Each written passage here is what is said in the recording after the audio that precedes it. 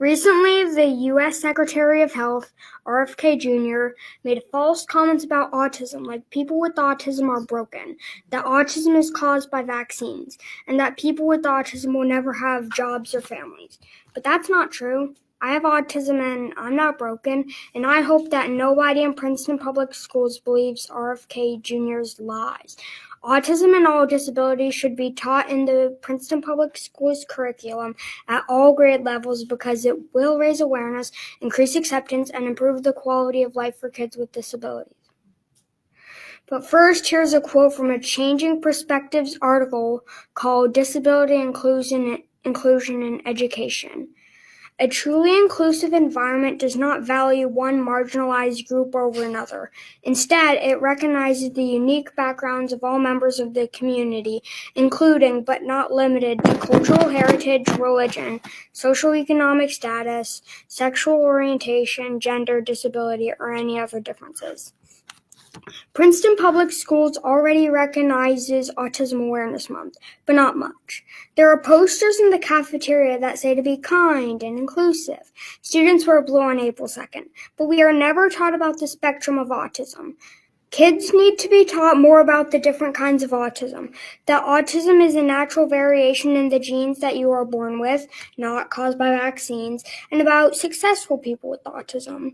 The lesson should also be extended to other disabilities like ADHD, cerebral palsy, blindness, deafness, dyslexia, apraxia, and more. This is important because it will teach kids how to accept people with disabilities. Accepting someone means really understanding someone for who they are and not minding their differences. I want everyone to know that people with autism and other disabilities are not tragedies, but just different, like all people. If everyone understood more about autistic people and about other people with other disabilities, they would know more about how to treat them, what their lives are like, and that they don't need to be fixed or cured. This will help kids with disabilities have a better life.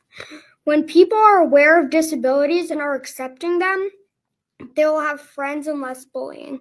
Also, the teachers might be more aware because they learned about the disabilities also. Kids and teachers should know more about disabilities so they do not believe RFK Jr. is right about autism, and they choose to treat them in a nice way that is good for the kid. By knowing more about it, kids and teachers will be nicer to the kids with disabilities. This is important to me in Princeton Public Schools because I have a disability and I noticed that disabilities were not being taught, only a few people mentioning autism. When teaching about culture, we teach many different cultures to accept them better because that's what disabilities are like, a culture of differences. Princeton Public Schools must add this to the curriculum of all grades and students so that we don't have people like RFK Jr. in the future. I want to end with the district mission statement. Our mission is to prepare all of our students to lead lives of joy and purpose as knowledgeable, creative, and compassionate citizens of a global society. Adding disabilities to kids' education will make them knowledgeable and compassionate and help kids with disabilities to lead lives of joy and purpose.